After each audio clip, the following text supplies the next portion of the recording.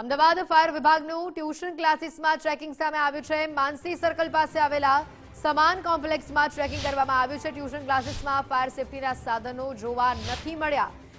રસ્તામાં સામાન ઠેર ઠેર ખુલ્લા વીજ વાયર જોવા મળ્યા। ટ્યુશન ક્લાસમાં સ્મોક ડિટેક્શનનો પણ અભાવ જોવા મળ્યો છે, જેની આ તસવીરો અને આ રિયાલિટી ટ્રેકમાં તસવીરો જે છે સામે આવી છે અને મોટી લાપરવાહી સામે આવી છે।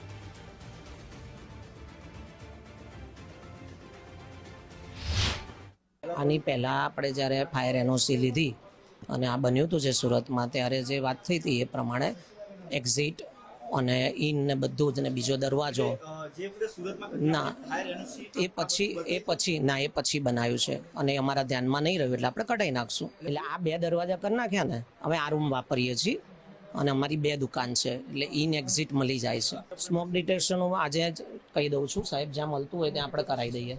સુરતમાં તક્ષશિલા કાંડ અને ત્યારબાદ ઉત્તર પ્રદેશમાં લાગેલા ટ્યુશન ક્લાસીસની અંદર આગને 15 જેટલા માસૂમ બાળકોના મૃત્યુ થવા ત્યારબાદ અમદાવાદ ફાયર વિભાગ દ્વારા સતત ચેકિંગ કરવામાં આવી રહ્યું છે, પરંતુ માનસી સર્કલ પાસે આવેલ સમાન કોમ્પ્લેક્સની અંદર પણ ટ્યુશન ક્લાસીસો ધમધમી રહ્યા છે, પરંતુ તેની અંદર ફાયર સેફટીનું એક પણ પાલન થતું નથી। કારણ કે જે પ્રકારનું આ ટ્યુશન ક્લાસીસ જે જોઈ શકાય છે કે એક નાનકડા રૂમની અંદર 10 બેન્ચ આવી શકે તે બાજુ તેટલું જે છે આ ટ્યુશન ક્લાસીસ, અને જેની અંદર ચારે બાજુ લાકડાથી જે છે આખું તૈયાર કરવામાં આવ્યું છે, પરંતુ ઇમરજન્સી એક્ઝિટ હોય કે જે બહાર નીકળવાના જે દરવાજા છે તે તમામ દરવાજા જોઈ શકાય છે કેટલા સાંકડા છે। જો આગ લાગશે તો આ ટ્યુશન ક્લાસીસમાંથી બાળકો કઈ રીતના બહાર નીકળશે તે સૌથી મોટો સવાલ ઉભો થઈ રહ્યો છે, કારણ કે આ ટ્યુશન ક્લાસીસની અંદર ફાયર સેફટીના એક પણ સાધનો જે છે તે જોવા મળતા નથી। જ્યારે ફાયર વિભાગ દ્વારા અહીંયા ચેકિંગ કરવામાં આવે છે ત્યારે ટ્યુશન ક્લાસીસના જે સંચાલકો છે તેમની પણ મનમાની છે કે અમને પૂછ્યા વગર તમે અમારા ટ્યુશન ક્લાસીસમાં કઈ રીતના પ્રવેશ કરી શકો।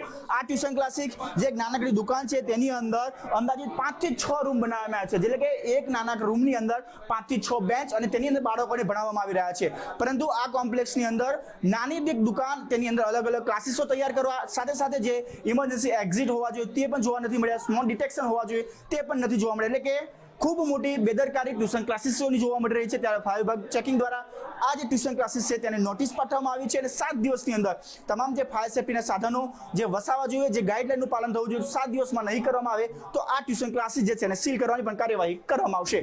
કેમેરામેન વિનોદ સાથે રાહુલ ત્રિવેદી, ગુજરાત ફર્સ્ટ, અમદાવાદ।